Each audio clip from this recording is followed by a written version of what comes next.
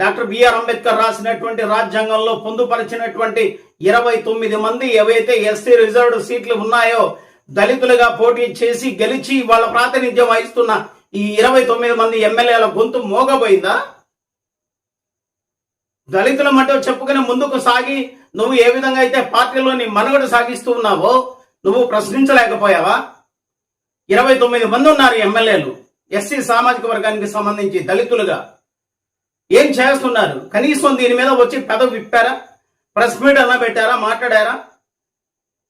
Doctor BR Ambedkar రాసిన రాజ్యాంగాన్ని వాడుకోవటమే కానీ దాన్ని అమలు చేసే విధానంలో మీరు ముందుకు రారు. ఎవరో బయట అనుకోట్లా, నీ సామాజిక వర్గానికి సంబంధించిన వాడిని కొడుతుంటే ఎక్కడ ముంజగాయలు తినుకుంటా కూర్చుంటున్నారా ఒక్కొక్క ఎమ్మెల్యేలు?